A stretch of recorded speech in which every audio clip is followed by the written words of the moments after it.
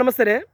నేను ఇప్పుడు మాట్లాడబడే విషయం ఏదైతే ఉందో, ఈ విషయంలో ఎటువంటి కాంట్రవర్సీ లేదు ఇక్కడ. ఏ ఒక్క మతానికి, ఏ ఒక్క వర్గానికి వ్యతిరేకంగా అయితే మాట్లాడట్లేదు. నేను అట్లా మాట్లాడుతున్నా అనుకుంటే మాత్రం అది మీ విజ్ఞతకు వదిలేస్తా ఉన్నా.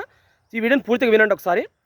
నిన్న మొన్న మేడారం సమ్మక్క సారక జాతరలో ఒక చిన్న సంఘటన జరిగింది. అందరికీ తెలిసి ఇది కోబన్ విషయంలో దీన్ని ఎంతో హైప్ చేసి చూపిస్తూ ఉన్నారు. ఈ సోకాల్డ్ సెక్యులర్ మీడియా అంతా కూడా ఏం చేస్తూ ఉన్నారంటే, అక్కడ అమ్ముతున్నటువంటి వ్యక్తి ఒక పేద ముస్లిం కాబట్టి అతన్ని చాలా ఇబ్బంది పెడతా ఉన్నారు, ఇబ్బందులకు గురి చేస్తూ ఉన్నారు, మానసిక క్షోభనికి గురి చేస్తూ ఉన్నారు అనేసి చాలా పెద్ద కథలు వేసి దాన్ని హైప్ చేసి చూపిస్తూ ఉన్నారు. ఎక్కడ కూడా ఈ సోకాల్డ్ సెక్యులర్ మీడియా అది నిజమా అబద్ధం అనేసి కూడా దాన్ని ఇక్కడ కూడా నిర్ధారించలేకపోతున్నారు. కానీ ఇది సరే, అది అబద్ధమే కావచ్చు, కానీ చాలా చోట్లల్లా ఫలూదా జ్యూస్లు, లేకపోతే జ్యూస్ పాయింట్లు, లేకపోతే తినుబండారాలల్లా దాంట్లలో మూత్రం కలుపుతూ ఉన్నారు. కొన్ని కూరగాయలు అమ్ముకునే వ్యక్తులైతే మోర్లలో కడుగుతూ ఉన్నారు. దాన్ని ఎక్కడ కూడా మీరు ఎక్కడ ఒక మీడియా ముఖం కూడా అక్కడ చూడడానికి చూపించలేదే. అంటే మీకు ఇది కళ్ళకు కనపడదా? హిందువులారా, మీకు ప్రత్యేకంగా చెప్తా ఉన్నా, మీరు మీ సొమ్ముతో మనల్ని మన దేశం మీద దాడి చేసుకుని ఏదైతే చేస్తూ ఉన్నారు హిందువులారా, ఇక్కడైనా చూడండి ఒకసారి. నిన్న మొన్న ఒక సంఘటన జరిగింది. ఈ బాన్సువాడ పట్టణంలో ఈ రిలయన్స్ స్మార్ట్లో అక్కడ పనిచేస్తున్నటువంటి ఒక ఉద్యోగిని అక్కడ అమ్మవారి సాంగ్స్ పెట్టుకున్నది.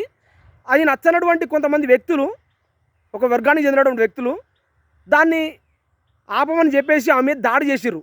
అక్కడ ఉన్నటువంటి ఆ అద్దాలు మొత్తం కూడా పలగొట్టేసారు. దీని మీద ఎవడైనా కూడా మాట్లాడితే ఇది మతోన్మాదం అంటారు. నేను ఎక్కడ మతోన్మాదం గురించి మాట్లాడతలే, ఎక్కడ కూడా ఇది మాట్లాడతలే. కానీ ఇప్పుడున్నటువంటి సమాజంలో హిందూ ఏది చేసినా కానీ ఇది తప్పే అంటారు. ఇదే సెక్యులరిజమా? నిజంగా ఈ సెక్యులరిజం దేశం అనేది? రాళ్ళు తీసుకొని, కంకర రాళ్ళు తీసుకునేసి రాళ్ళ దాడి చేస్తూ ఉన్నారు.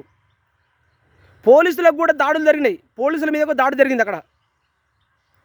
దీని మీద ఎవరైనా స్పందిస్తే ఇటు మతోన్మాదం అంటారు. ఏంది ఇది? మన ముఖ్యమంత్రి గారేమో ఇంతమంది ఉన్నారేమో హిందుకాలు బొందుకాలు అన్నాడు.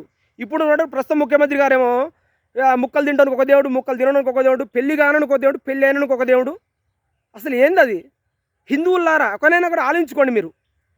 మనకి ఒకటే ఆయుధం, ఎవరిని కొట్టనవసరం లేదు, ఎవరిని తిట్టనవసరం లేదు. కానీ ఓటు అనే వజ్రాయుధం ఎప్పుడైతే ఉంటుందో దాన్ని ఉపయోగించుకోండి. మీకు ఎంత చెప్పినా కానీ ఇదేదో ఒక బీజేపీ వాడు, అరే బీజేపీ కాదురా ఆయన, బీజేపీ కాంగ్రెస్ కమ్యూనిస్టా కాదు. ఇక్కడ హిందువులు బతకాలంటే మనకంటూ ఒక పార్టీ ఉండాలి. అది ఏదైనా కానీ. కాంగ్రెస్ అంటారా, అందులో ఉన్న వ్యక్తులైతే మనకి హిందువులకు సపోర్ట్ చేస్తారా? కమ్యూనిస్టులు అంటారా? ఇంకెవరైనా సరే, బీజేపీ అంటారా, ఎవరైనా సరే హిందువులకి ఈ దేశానికి మద్దతుగా నిలుస్తారా?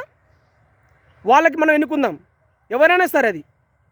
అది ఎక్కడుంటారో మీకు కూడా తెలుసు. అది హిందువులారా, ఇకనైనా ఆలోచించుకోండి. మన ఓట్ బ్యాంక్గా మారితేనే హిందువులు బతకగలుగుతారు. బాన్సువాడ ఏం జరుగుతుందో తెలుసు, రాళ్ళదాడి చేసి ఉరికిస్తూ ఉన్నారు హిందువుల్ని. నేనేదో రెచ్చగొట్టడానికి చెప్పట్లేదు.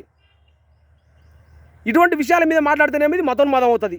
అరే నాయన, అసలుకి హిందువులకు రక్షణ లేదురా నాయన అని చెప్తాడు, ఇది మతోన్మాదమా? హిందువులారా, ఇకనైనా కూడా ఆలోచిస్తారనేసి నా చిన్న ప్రయత్నం. జై హింద్. దీని విషయం మీద ఎక్కడ కూడా దాడులు జరగనవసరం లేదు. కానీ మనం కలిసి కట్టుకుంటేనే మనం బతకగలుగుతామని చెప్తా ఉన్నా. వరంగల్ ఉద్దపూర్ జారీ కూడా ఏం జరిగిందో తెలుసు కదా. నల్లగొండలో ఒక స్వామి మాలేసుకున్నటువంటి వ్యక్తిని ఏం చేస్తారో తెలుసు కదా. బైన్సాలు హిందువులను ఇండ్లని ఎందుకు తలగబెట్టారో తెలుసు కదా. కానీ ఇకనైనా ఆలోచిస్తారనేసి నా చిన్న ప్రయత్నం. జై హింద్.